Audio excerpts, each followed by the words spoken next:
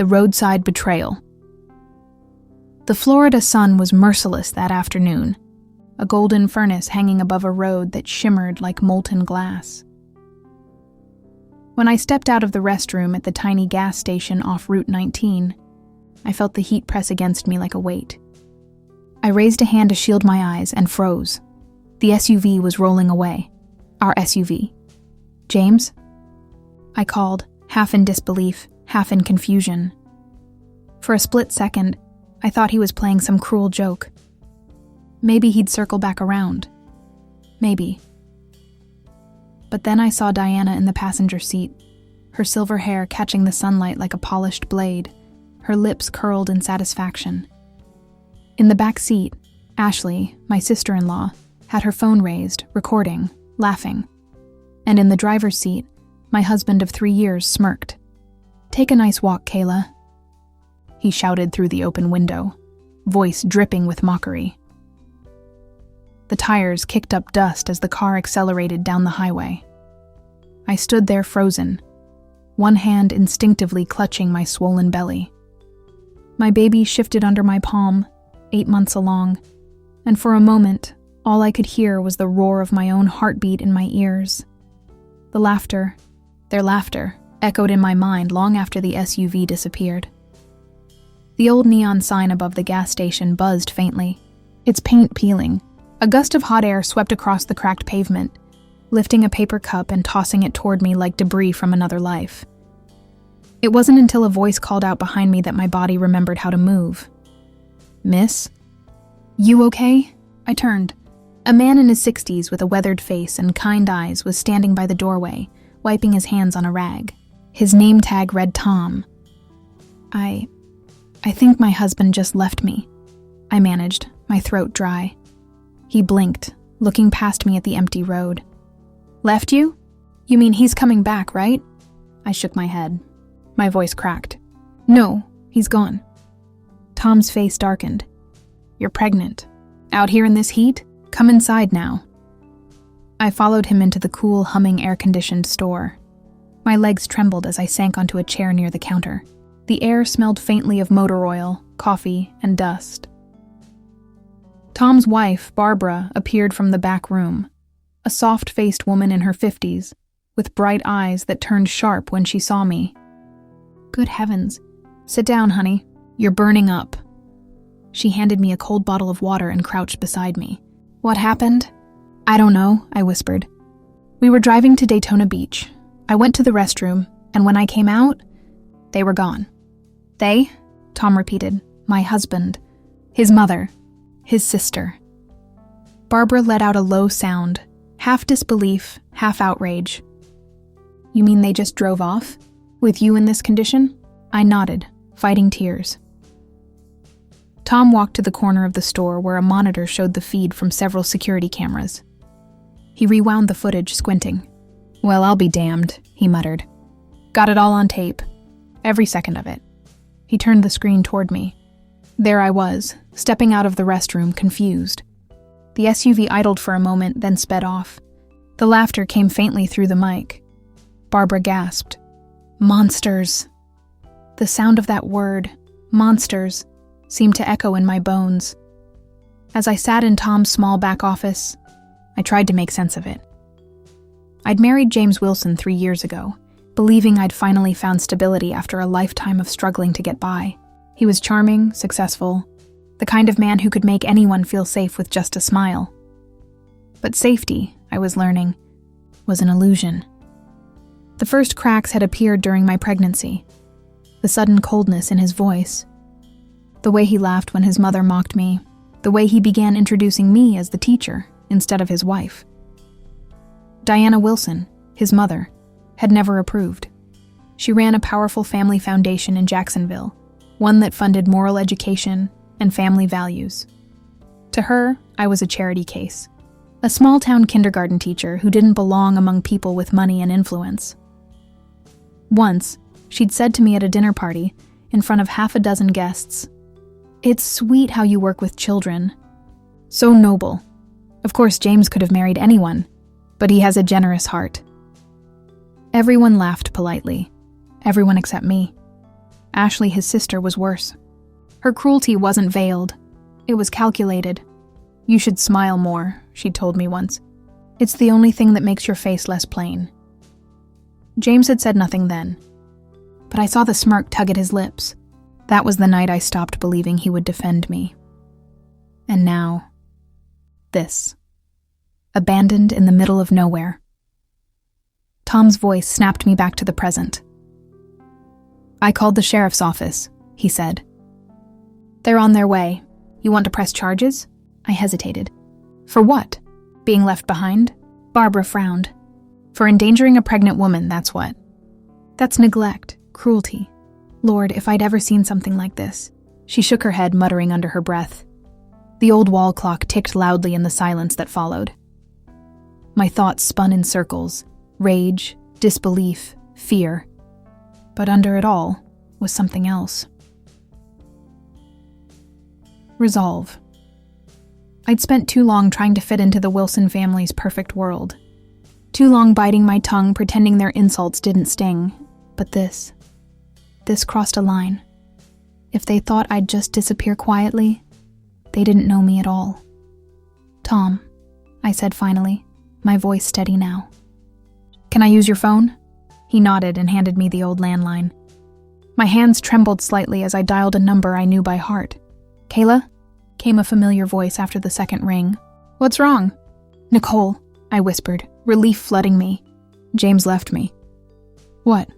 "At a gas station. With nothing. My phone, my purse, they're gone." There was a stunned pause, then the sound of movement on her end.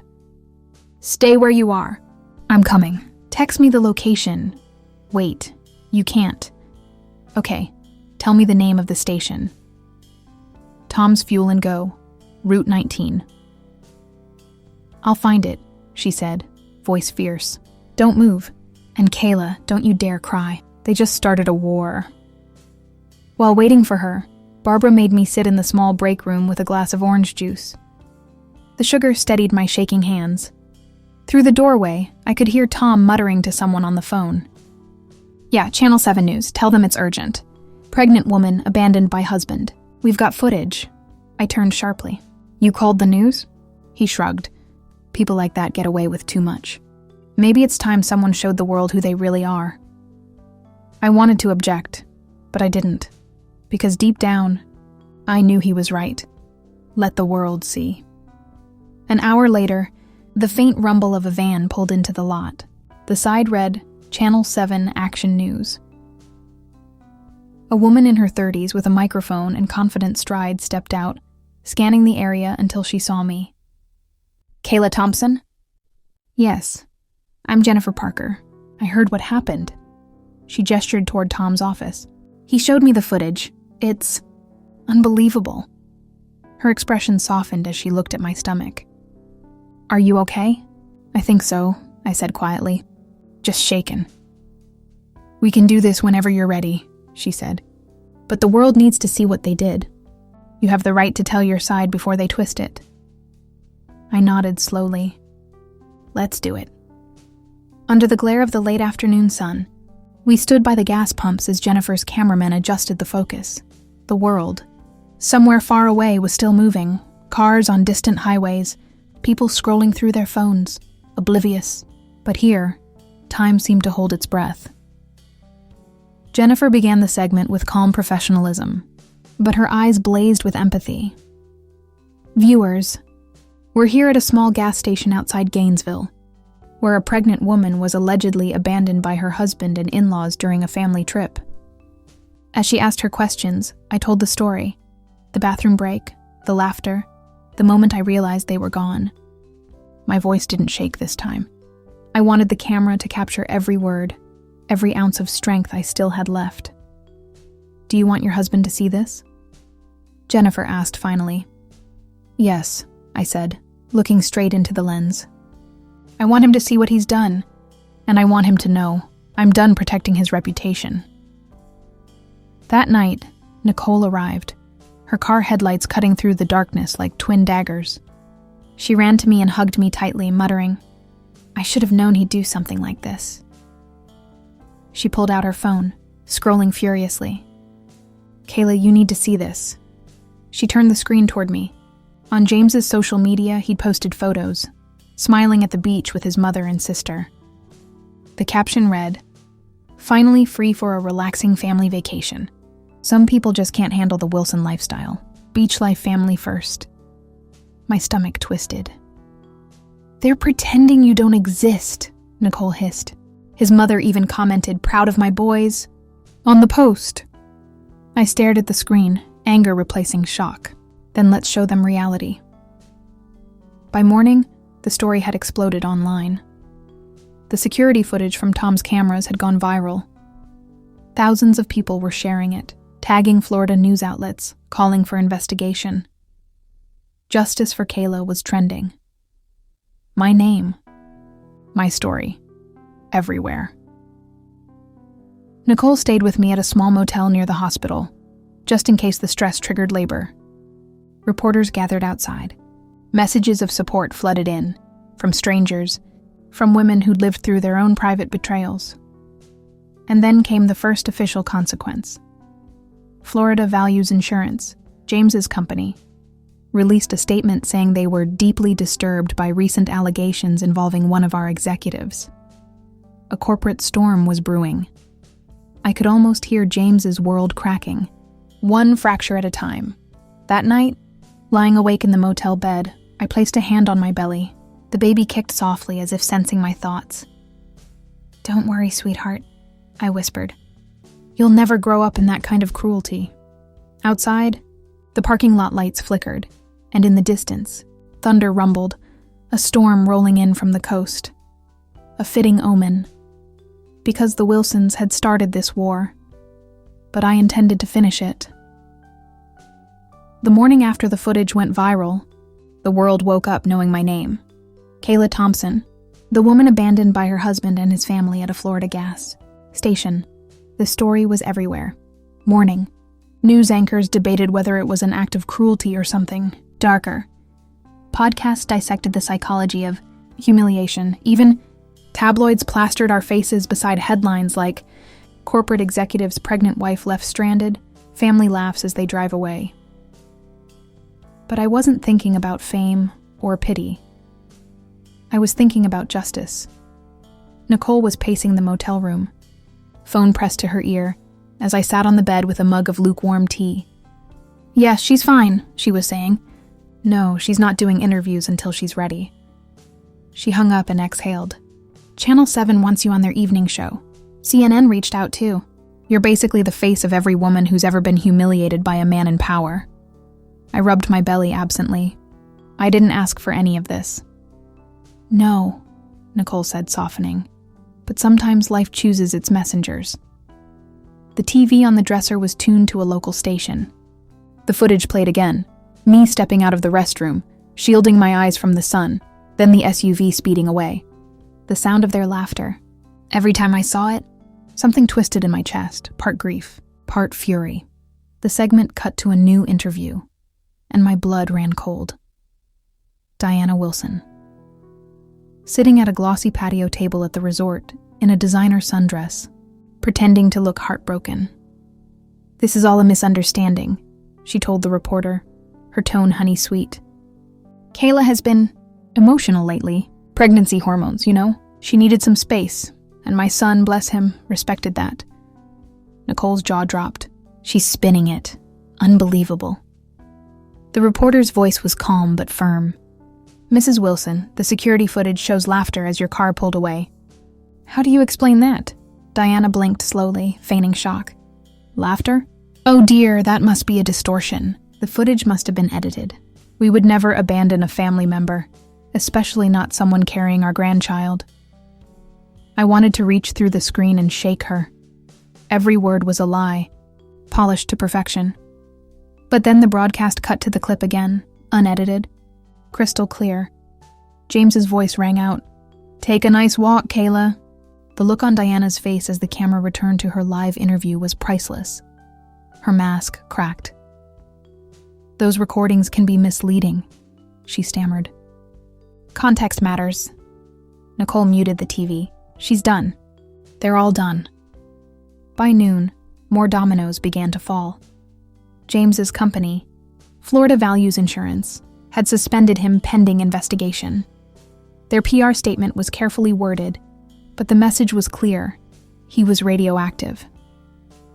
Diana's family foundation lost 3 major sponsors in one day. Public outrage was boiling over. People were calling for criminal charges, boycotting companies that partnered with the Wilsons. And still, no one from their family had tried to reach me. Until that evening. The motel phone rang just as I was getting ready to lie down. Nicole frowned. "They don't even have this number." I picked it up cautiously. "Hello?" Kayla. That voice, smooth, practiced, too calm. James. My heart kicked into overdrive. "How did you get this number?" He chuckled softly. "Please. You think I don't have ways? Listen, this has gotten out of control. We need to talk privately. No cameras, no media circus. You're making yourself look unstable." "Unstable?" I repeated, incredulous. "You abandoned your pregnant wife on the side of the road, James." "You wanted space," he said sharply. "You were hysterical. My mother was scared you'd hurt yourself. I did what I thought was best." Nicole grabbed the phone. "She's not talking to you, you manipulative piece of..." But James cut her off. "I suggest you calm your friend before she makes things worse. Kayla, think about our daughter. Do you really want her to grow up seeing her parents tearing each other apart online?" That word, "our," made bile rise in my throat. "You mean the daughter you left me to deliver alone?" I said. "The one you put in danger for your amusement?" Silence, then a sigh. "You're emotional. I get that. But you're making this into something it's not." I didn't realize my hands were shaking until Nicole gently pried the receiver away and hung up. "He's trying to rewrite the story," she said. Classic narcissist move, but we're not playing his game. Still, his words stayed with me, because beneath the calm, there had been something in his tone. A warning. 2 days later, a knock at the motel door jolted me awake. Nicole peeked through the peephole. "It's the reporter, Jennifer Parker," she whispered. Jennifer stepped in, looking both exhausted and energized. "Kayla, you need to see this," she said, setting down her tablet. On the screen was new footage, sent anonymously to her station that morning. It showed the minutes before James drove off. The camera angle caught the Wilsons standing near the SUV, unaware they were being recorded. Diana's voice. "Once we get to the resort, make sure she doesn't call anyone. We'll say she wanted space. If she causes a scene, it'll only make her look unstable." Ashley's laugh followed. "She'll freak out when she realizes we took her phone. God, this is going to be legendary." And then James's voice, colder than I'd ever heard it. "Maybe it'll finally teach her some respect." I felt the room tilt. It hadn't been a moment of cruelty. It had been planned. Nicole's face went pale. "They planned it." Jennifer nodded grimly. "And that's not all. Someone leaked emails from the Wilson Foundation. Your mother-in-law sent messages to board members saying you were, quote, an unfit influence on the family's public image. She called you a liability." My breath caught. "A liability?" She also mentioned documenting behavioral instability for future custody proceedings. Jennifer continued. "Kayla, they weren't just humiliating you. They were setting you up." The room went dead silent. That night I couldn't sleep. Every time I closed my eyes, I saw James's face, calm and charming, rehearsing lies the way some people rehearsed smiles. I thought back to all the moments that suddenly made sense, the hidden glances between him and Diana, the way Ashley had filmed everything, even my smallest outbursts during pregnancy.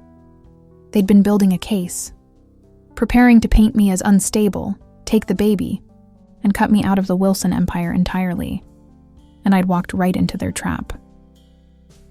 The next morning, Jennifer's report went live. The edited segment opened with my footage, then the newly leaked conversation. Viewers across the state heard Diana's voice plotting, laughing, confident she was untouchable. By noon, it was national news. And then came the real bombshell. Florida Values Insurance's ethics division launched an internal investigation into James Wilson's conduct. Within hours, anonymous employees began contacting reporters, sharing stories of harassment, intimidation, and hush money payoffs. It was as if the entire rotten structure was crumbling from within. Nicole showed me one post from an internal whistleblower. The man who preaches family values left his pregnant wife on the side of the road. Now you know who he really is. That afternoon, the motel manager knocked on our door, pale and shaking. "There's someone in the parking lot asking for you," he said. "A woman. Says she used to work for your husband." Nicole stepped outside with me cautiously. A tall, nervous-looking woman in a gray business suit stood beside a rental car, clutching a folder. "Mrs. Thompson?" she asked softly. "I'm Amanda Blake. I was James's executive assistant." Her eyes darted around like she expected to be followed. "Can we talk somewhere private?" Inside, Amanda placed the folder on the table and slid it toward me. "You need to see this," she said. "I shouldn't even have these, but I couldn't live with myself if I stayed quiet." Inside were printed emails, insurance forms, and copies of bank transfers. And one document made my blood run cold, a life insurance policy in my name. The beneficiary, James Wilson. The payout, $2 million. The activation clause, in the event of complications during childbirth. I looked up at her, speechless. Amanda's voice trembled. "They weren't just trying to humiliate you, Mrs. Thompson. They were trying to push you into stress-induced labor. If anything went wrong," Nicole's hand flew to her mouth. "Oh my God." "They took out multiple policies through shell charities," Amanda continued. "Diana's foundation was used to funnel the money. They thought no one would notice." For a moment, I couldn't breathe. The walls seemed to close in. It wasn't just emotional cruelty anymore. It was a murder plot, disguised as family drama. By evening, we were sitting in Jennifer's car outside the sheriff's office. Amanda had already given her statement. Detectives were reviewing the evidence. "Do you think they'll actually be arrested?" I asked quietly. Jennifer's eyes met mine in the rearview mirror. "If this paperwork checks out, they'll be facing federal charges, fraud, conspiracy, possibly attempted homicide." I nodded numbly, staring out at the darkening sky. Somewhere, far away, thunder rolled again. "Kayla," Jennifer said softly, "you realize this is bigger than your story now.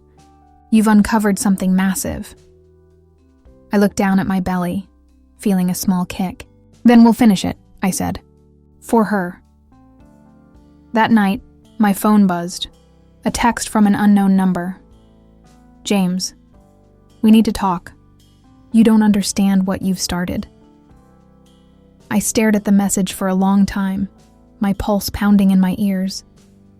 Then I typed back, "You're right, James. I didn't understand. But I do now." I pressed send, turned off the phone, and locked it away in the drawer. Because the truth was finally out. And for the first time in months, I wasn't afraid. The morning after Amanda's confession, the world felt different. Not quieter, just heavier, as if the air itself carried the weight of truth. Outside the motel, cameras flashed like lightning. Reporters had found us.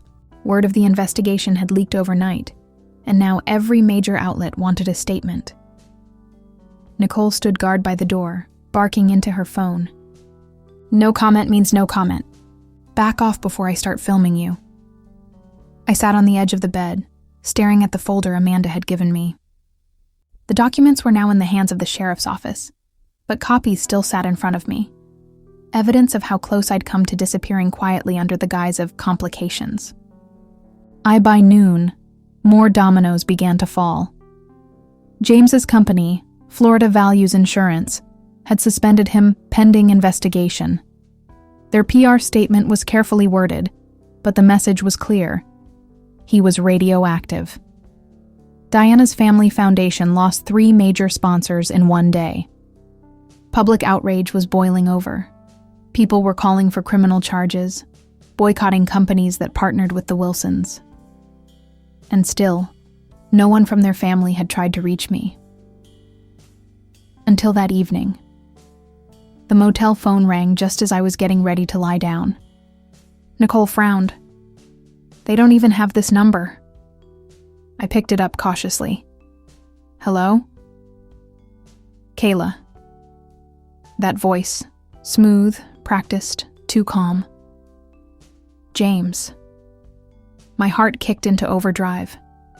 "How did you get this number?" He chuckled softly.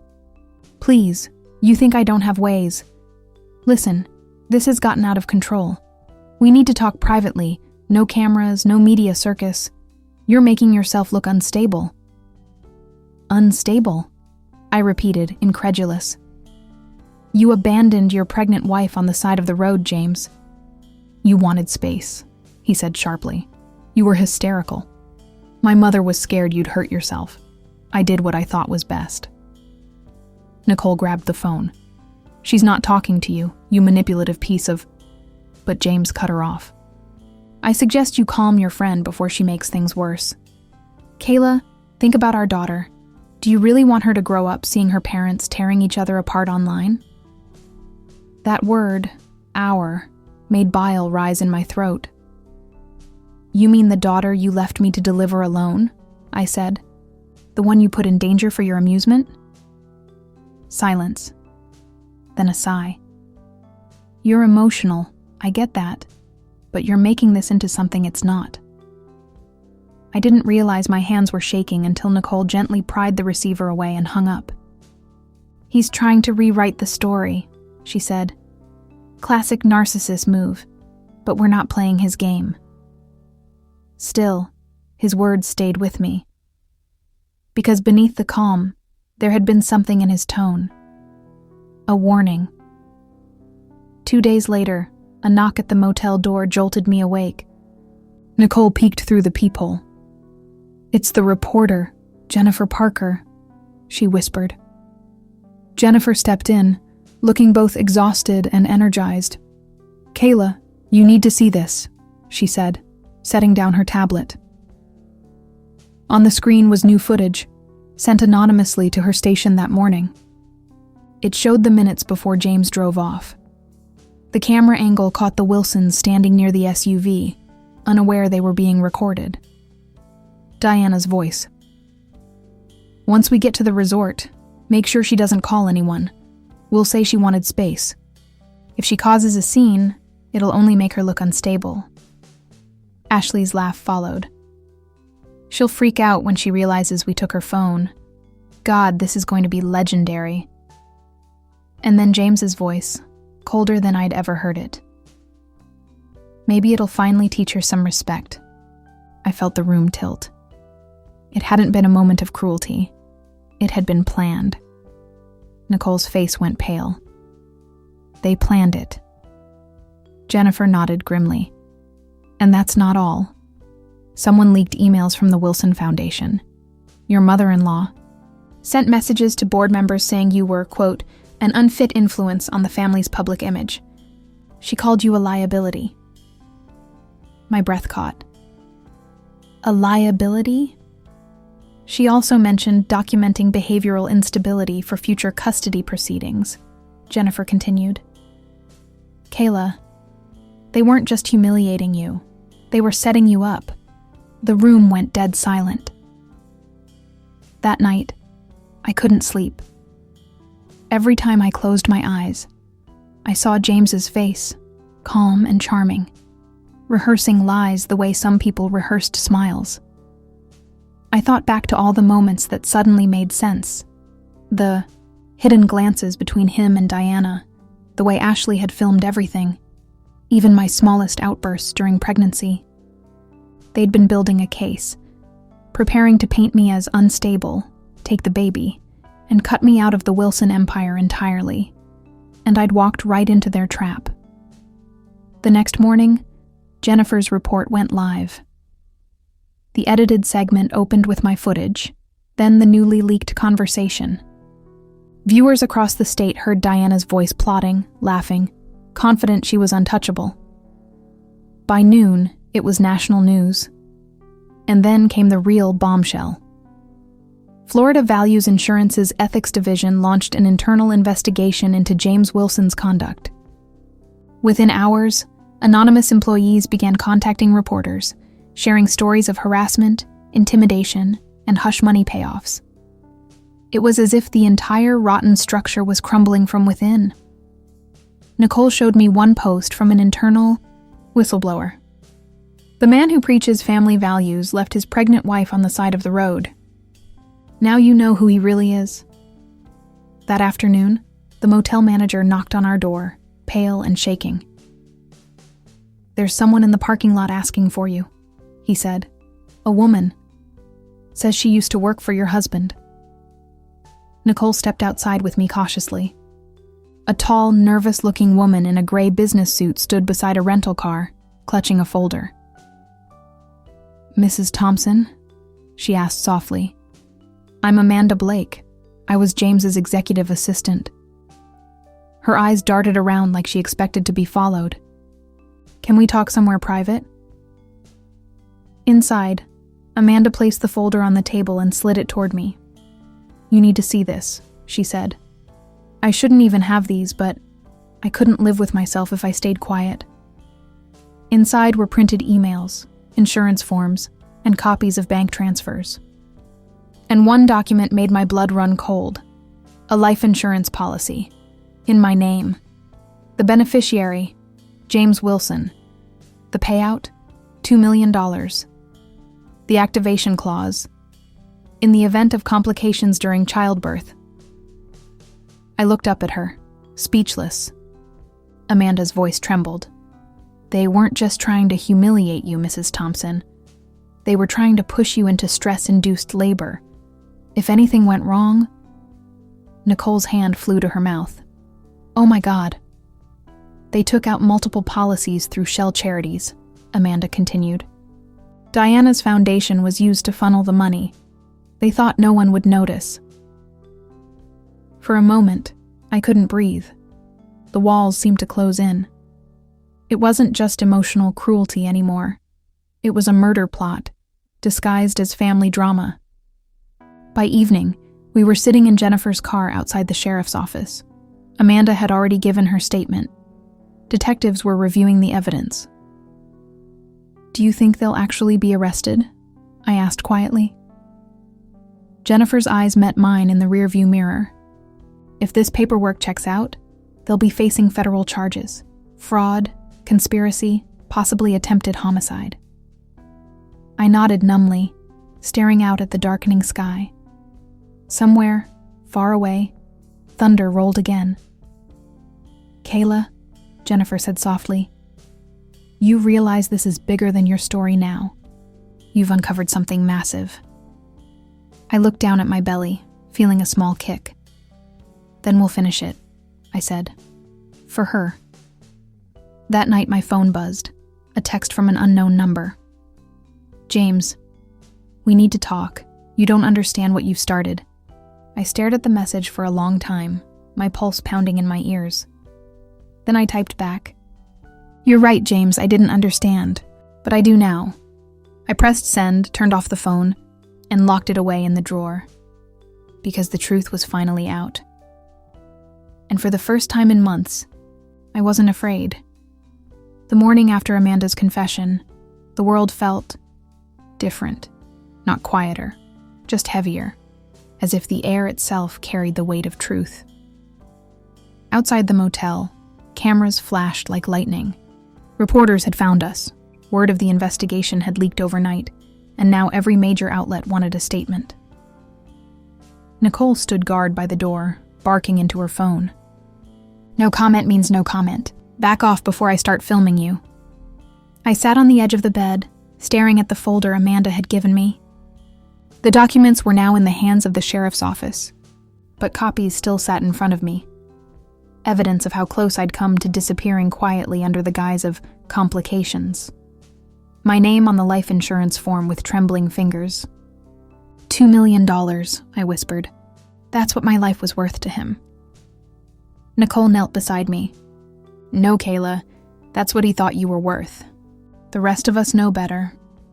Her voice was steady, but her eyes betrayed the same fear I felt. Because we both knew James wouldn't go down without a fight. By noon, it began. The Wilson empire started to crumble, publicly, spectacularly. Every major news network ran the story. Family Values Insurance CEO and his mother under federal investigation. Clips of Diana's smug interviews played side by side with the leaked footage of her plotting. Reporters stood outside the Wilson estate as police cars lined the driveway. An anchor's voice filled the motel room. Sources confirm the FBI is coordinating with state authorities after evidence surfaced, suggesting an insurance fraud ring involving multiple shell foundations and falsified medical claims. Nicole let out a low whistle. They're toast. But I wasn't celebrating, not yet, because James still hadn't been arrested, and deep down, I knew he wasn't the type to surrender quietly. Later that day, Jennifer Parker met us at the sheriff's office again. The conference room smelled faintly of coffee and paper, the table buried under files, evidence bags, and signed affidavits. Detective Harper, a woman in her 40s with calm eyes and a steel-cold voice, was in charge now. We're building a strong case, she said. But we have to be careful. The Wilsons have connections, political ones. Money doesn't vanish overnight. It fights back. Jennifer frowned. What about Kayla's safety? Harper looked at me. Do you have somewhere secure to stay? Nicole answered before I could. We'll move her. Somewhere quiet, out of state if needed. The detective nodded. Do that. We'll keep a patrol car nearby for now, just in case. Her tone was calm, but I saw the flicker of concern behind her professionalism. They all knew it. James wasn't finished. That evening, we packed what little we had.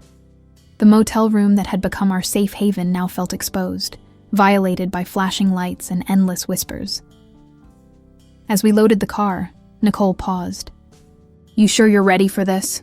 I nodded. I've been hiding long enough. We hit the road as the sun dipped below the horizon, painting the sky in bruised shades of purple and red. Every passing car made my heart skip. Every headlight in the rearview mirror felt like a threat. Half an hour later, my phone buzzed. Unknown number again. I almost ignored it until I saw the message preview. James, you think you've won? My pulse quickened. I opened it. James, you have no idea who you're dealing with. Turn yourself in before this gets worse. Nicole snatched the phone. Block him. I already did, I said. But my voice was barely above a whisper. Because right after that, another message appeared. This time from a different number. Unknown. You can't hide forever. Mrs. Wilson. Nicole slammed on the brakes, pulling to the shoulder. We're changing numbers tonight. I nodded, clutching my belly as another kick reminded me what I was fighting for. When we finally reached the safe house, an old beach cottage, Jennifer's station had arranged. The ocean was whispering softly in the dark. It should have felt peaceful. Instead, it felt like the calm before a storm. The next few days blurred together. Interviews, statements, meetings with lawyers. Each one added a new layer to the nightmare. It turned out the Wilson Foundation had been falsifying charity records for years, funneling donations into offshore accounts. The fake life insurance policies were just one part of a sprawling web. Every new revelation made headlines. Public opinion turned fully against them. But the more they were cornered, the more desperate James became. On the fourth night, I woke to the sound of glass breaking. Nicole bolted upright beside me. What was that? We both froze. Another crash. Footsteps. Someone was inside. She grabbed her phone to call the police, but the line was dead. The Wi-Fi light on the router blinked out too. Power cut. Stay behind me, she whispered, grabbing the nearest thing she could find, a lamp. My breath came in short gasps as we crept toward the living room. The moonlight spilled through the window, and in its glow I saw a silhouette, tall, broad-shouldered, moving deliberately. Then the voice. Low. Calm. Familiar. Kayla, we need to talk. James. My stomach dropped. Nicole swung the lamp, shattering it against the wall as she shouted, "Get out!" He didn't flinch. Instead, he raised his hand slowly. "I'm not here to hurt anyone. I just want to explain." "Explain?" I spat, my voice trembling with rage. "You plan to kill me, James." His eyes flashed. "You think I'd do that? You think I'd hurt the mother of my child? I was protecting us. You don't understand how deep this goes." Nicole stepped between us. "You've got 10 seconds before I call the cops again." James smirked. "Go ahead. They won't come. You're off-grid here. No cell, no internet." My blood ran cold. He'd planned this too. Then came the sound of sirens. Faint, but growing closer. James's smirk faltered. Nicole had hit the emergency button on her phone earlier, a silent distress signal app she'd installed after the first threats. I was back toward the broken window. "This isn't over," he hissed. "You're ruining everything because you don't know the truth." "What truth?" I demanded. But he was gone before I could finish, vanishing into the night as police lights cut through the darkness. By dawn, the cottage was crawling with officers. Detective Harper arrived soon after, her face grim. "We found his car abandoned near the old pier," she said. "But there's no sign of him. We're issuing a warrant." Jennifer arrived not long after, pale but determined. "Kayla, this is bigger than we thought. The FBI believes James was planning to flee the country. He wired funds to an account in Belize 2 days ago." "So he's running," Nicole said. Harper shook her head. "Not running, hiding. He still thinks he can control the narrative. Men like him don't run until they've lost everything." Over the next week, every detail of James's life became public record. His affairs, his fake charities, his offshore accounts. Diana tried to do damage control, but the evidence was overwhelming. A warrant was issued for both of them. And yet, James was nowhere to be found. Until the night I received a letter. No envelope. No stamp, just slipped under the door. My name on it, written in James's precise, calculated handwriting. Nicole found it first. "Don't open that," she said. But I had to. Inside was a single line.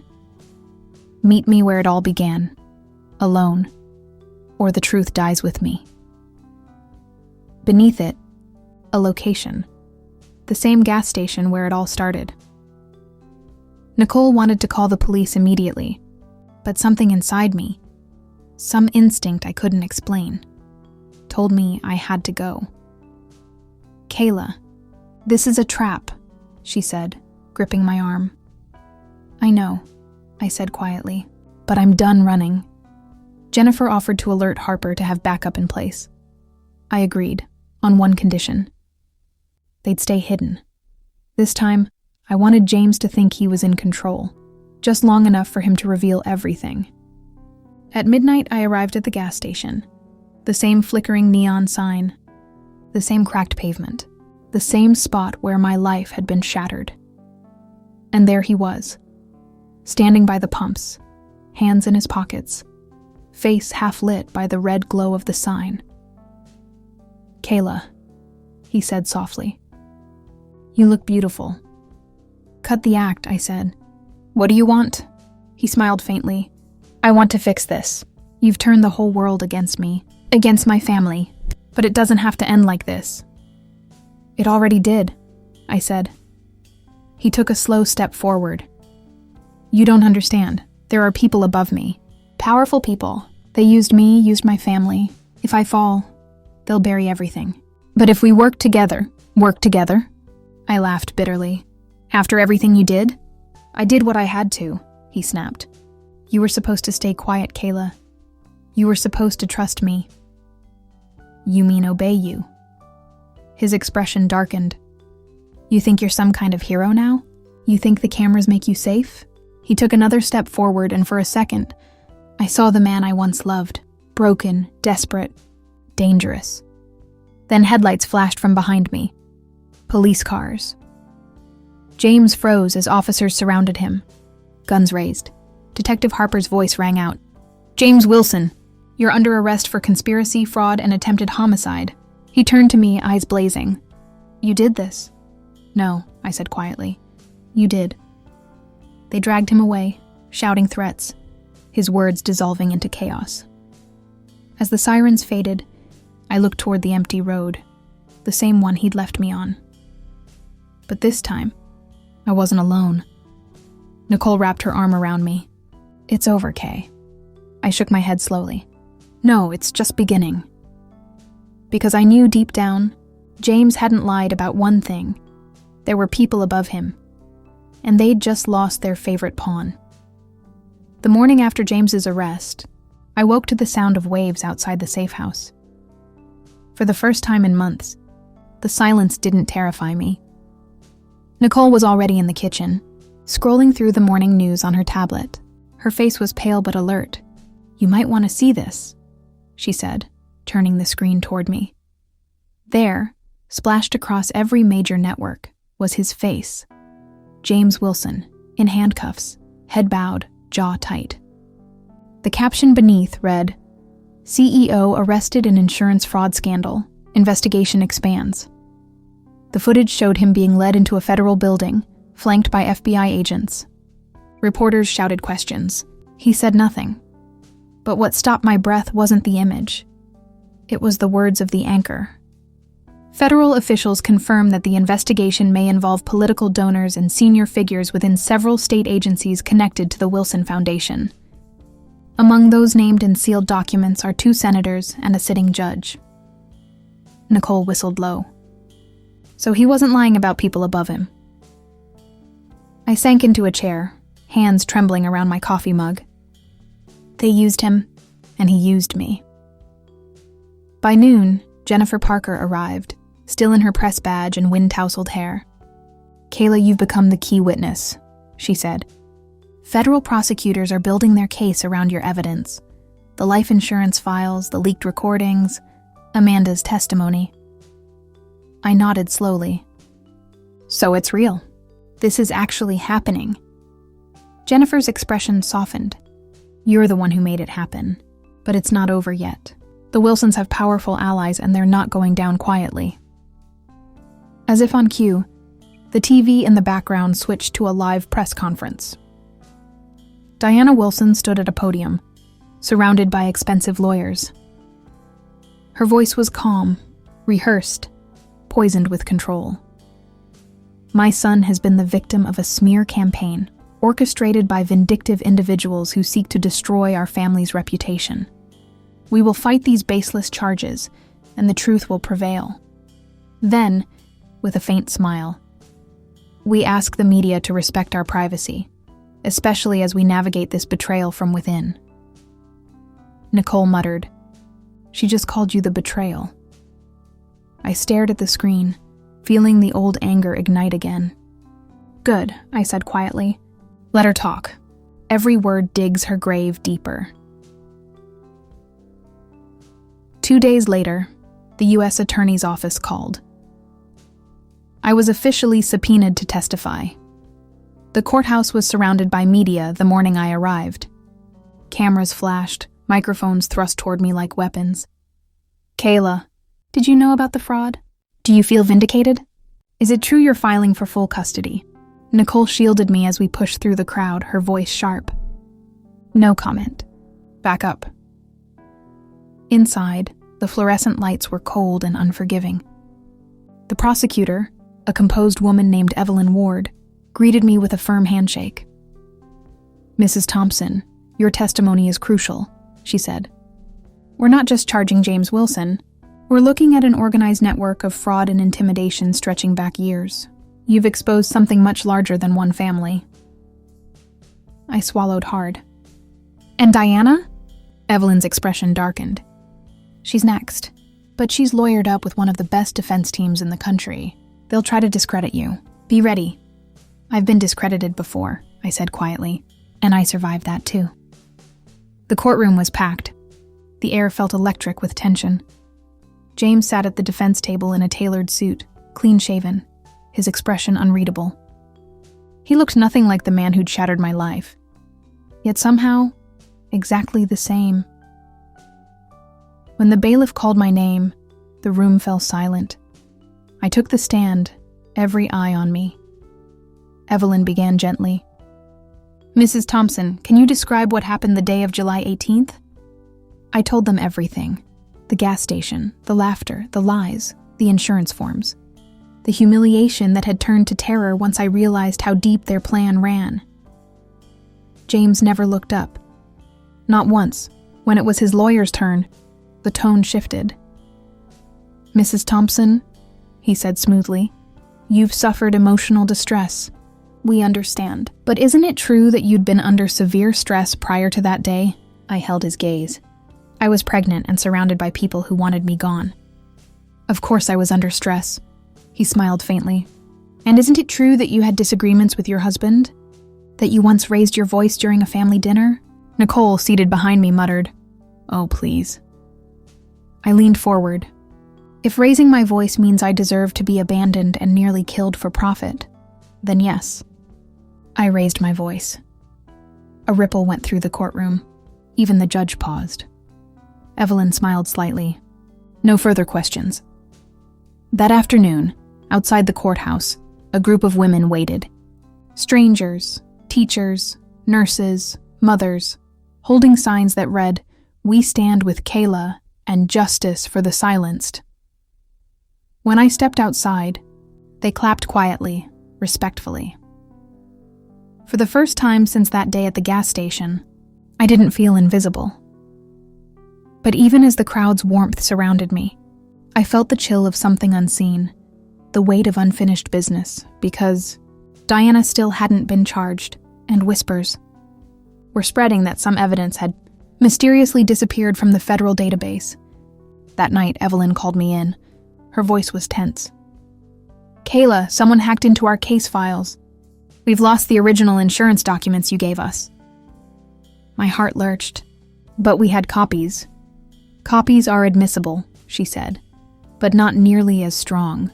The originals were evidence of forgery and internal fraud. Without them, Diana's lawyers will claim the files were fabricated." Nicole slammed her hand on the table. "You mean someone on the inside is helping them?" Evelyn's silence was answer enough. "We think there's a mole," she admitted finally. "Possibly a judge. We're tracing access logs now, but be careful. They're desperate." 2 nights later, that warning proved real. Nicole and I were leaving the courthouse parking garage when the lights cut out. Every bulb, every exit sign. Then came the sound of footsteps. A tall man in a dark coat stepped out from the shadows. His face was hidden beneath a baseball cap. "Mrs. Thompson," he said calmly, "you should stop testifying. For your own safety, and your child's." Nicole pulled her taser, voice sharp. "Back off." He didn't flinch. Instead, he held up a small flash drive. "This contains everything they took from the database. Every file, every name. If you want to know who's behind this, you'll need to follow the trail yourself." I hesitated. "Who are you?" "Let's just say," he murmured, "not everyone in their empire agrees with them." He dropped the drive at my feet and vanished into the darkness. That night, back at the safe house, we plugged it into Nicole's laptop. The files were encrypted, but one folder was open. Inside was a single document titled Project Echelon. It detailed a network of corporate donors, insurance companies, politicians, judges, all tied to the Wilson Foundation. They'd been funneling money through fake policies and charitable write-offs for over a decade. And at the top of the hierarchy was a name neither of us expected. Senator Grant Mercer, a family friend, the man who'd officiated our wedding. Nicole's eyes widened. "Holy hell, Kayla. This isn't just a family scandal. It's national corruption." I stared at the screen, my pulse hammering. "Then we bring it all down." The next morning, Jennifer broadcast an expose using the decrypted files. The nation erupted. Headlines blared. "Insurance empire, tied to political corruption. Project Echelon exposed." Arrests swept across Florida and D.C. Senator Mercer went silent. Diana vanished from public view. And James, awaiting trial, suddenly requested a new plea deal. Evelyn called me in again. He wants to make a statement. To you. I hesitated. Why me? Because you're the only person he thinks might still listen. When I entered the interrogation room, James looked different. Thinner, haunted, but still somehow composed. He smiled faintly. You win. I didn't come here for victory, I said. I came for truth. He leaned back, eyes glinting. The truth is, I never planned to kill you, Kayla. They did. Mercer. My mother. I was just supposed to play my part. Keep you under control. When you started asking questions, they panicked. I folded my arms. So you left me at a gas station and signed a life insurance policy in my name for them? He looked away. I thought they'd scare you, not destroy you. I thought I could fix it. You almost did, I said quietly. Just not the way you wanted. He smiled bitterly.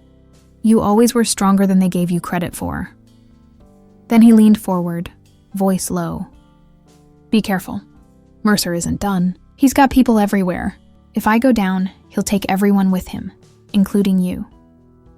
Then let him try, I said, standing. You've both underestimated me before. As I walked out of the building, Nicole was waiting by the car, holding my newborn daughter, tiny, peaceful, innocent. The storm clouds were breaking apart above us, streaks of light cutting through. Nicole smiled. She looks like you. I gazed down at her, feeling the world tilt back into focus. She's never going to know fear the way I did, I whispered. Not while I'm still breathing. Behind us, the city was erupting. Investigations, resignations, chaos. But for the first time, I wasn't afraid of the noise, because the truth had found its voice, and it wasn't done speaking. The sound of the storm outside matched the chaos brewing inside the courtroom. Thunder rolled through the gray morning sky as people filed into their seats, whispering in anxious tones. The case of Kayla Parker versus James Reed had gripped the entire city. It was more than a trial. It was a reckoning. Kayla sat silently at the plaintiff's table, her hands clasped tightly together, eyes fixed ahead. Her lawyer, Olivia Grant, adjusted her papers, glancing at her client with quiet reassurance. Across the aisle, James sat with his defense team, jaw clenched, eyes cold. His arrogance was gone, replaced by something darker, desperation.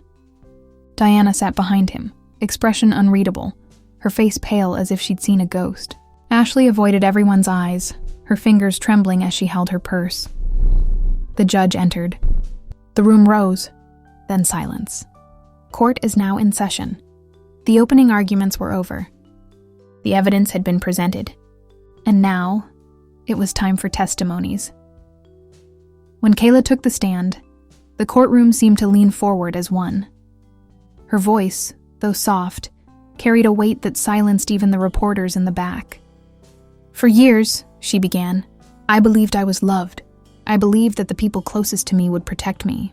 But I learned that love without respect is just control, and trust without truth is a cage. Her lawyer asked gently, Can you tell the court what happened the night of the confrontation? Kayla's throat tightened. James, came home drunk. He accused me of things I didn't do. When I asked about the bank accounts, he snapped. He said everything was his, that I was nothing without him. She hesitated, eyes glistening. He grabbed me by the arm and pushed me. Our son saw it. That was the night I knew I had to get out. A hush fell. The defense tried to twist her words, to paint her as emotional, unstable. But Kayla didn't waver. Her composure, her truth, were stronger than any lie James's lawyer could conjure. When she stepped down, the gallery erupted in quiet murmurs of respect. Next came Ashley. She looked terrified as she walked to the stand. Her eyes darted toward Diana, who refused to look at her. Miss Carter, Olivia said, you were James Reed's business associate and family friend, correct? Yes. And you had access to his accounts? Ashley nodded. I managed his transactions. I didn't know what was happening at first, but then I realized he was transferring money under fake names. The courtroom gasped. Olivia pressed. And did you confront him about it? I tried, Ashley said, her voice shaking. He told me to keep quiet. Said it was for tax reasons. But then I saw the payments, large sums sent to offshore accounts. And one of them was in Diana's name. Diana's head shot up, her eyes wide. You're lying, Diana shouted. The judge banged the gavel.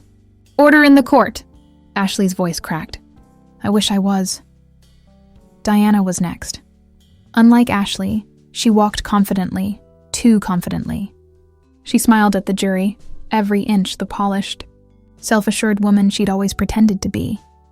But when Olivia began questioning her, the cracks started to show. Mrs. Harris, Olivia said, pacing slowly. You were very close to the Reeds, weren't you? Yes, Kayla was like a sister to me. Yet you were aware of her husband's infidelity? Diana hesitated. No, I wasn't, Olivia interrupted.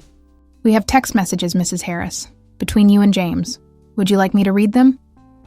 The color drained from Diana's face. Olivia didn't wait for an answer. Don't worry about Kayla, she read, voice echoing through the room. She won't find out. Not as long as you keep her distracted. Gasps filled the air. Diana stammered. That's taken out of context. Olivia held up another paper. And this one? She trusts me completely. I almost feel bad. Diana's mask shattered. Her eyes flickered toward James, but he didn't look at her. He just stared straight ahead, jaw tight, expression empty. By the time the final witness stepped down, the courtroom felt charged with raw electricity. Then came the closing statements. Olivia's voice was steady but fierce. This case is not about revenge, she told the jury. It's about accountability, about a woman who was stripped of her dignity, her security, and nearly her future, by the very people she trusted most. But she didn't break. She fought. And that's why we're here, because truth doesn't need power. It is power. When she sat down, Kayla's eyes filled with tears. The jury deliberated for 6 long hours. When they returned, every breath in the room held still. The foreman stood, holding the slip of paper that would change everything. In the matter of Kayla Parker versus James Reed, we, the jury, find the defendant guilty of fraud, embezzlement, and domestic misconduct. Then silence, then the sound of quiet, relieved sobbing from somewhere in the back. James sat frozen. His lawyer whispered something, but he didn't respond. His face was pale, eyes blank, like a man watching his empire crumble brick by brick. Diana lowered her head. Ashley wept quietly. Kayla just closed her eyes and exhaled. For the first time in years, her breath felt free. Weeks later. The city had moved on, but Kayla hadn't forgotten. The pain had faded, but the scars remained, silent reminders of survival. She had rebuilt her life piece by piece. Her new apartment overlooked the river, a place of calm, of peace. She'd started a small design firm and it was growing fast. Her son Ethan smiled more now. He'd stopped flinching at loud voices. One afternoon, she stood by the window as sunlight poured in, watching the world move. A soft knock came at the door. It was Ashley. Kayla hesitated, then opened it. Ashley's eyes were tired but sincere. I came to say thank you, she said softly, for not hating me, for giving me a chance to tell the truth. Kayla smiled faintly. We all make choices. You chose to fix yours. Ashley looked down. Diana left town. No one's seen her since. I'm not surprised, Kayla said. Some people run from the truth. Others rebuild from it. They stood in silence for a moment, the air between them filled with unspoken forgiveness. Later that evening, Kayla took a walk by the water. The sky was painted in shades of gold and violet. The city lights flickered like distant stars. As she reached the bridge, her phone buzzed. A message from an unknown number. It read, "You won. But this isn't over. She froze. The number was unfamiliar, but something about it felt deliberate. Her heart raced. Then she took a breath and smiled. She deleted the message because she'd learned something James never did. That power wasn't about control or money. It was about peace. And she finally had it. As she walked away, the camera of life panned upward, the storm clouds clearing, the city shining, and the faint echo of justice lingering in the air. Kayla Parker had not only survived, she had won. The end.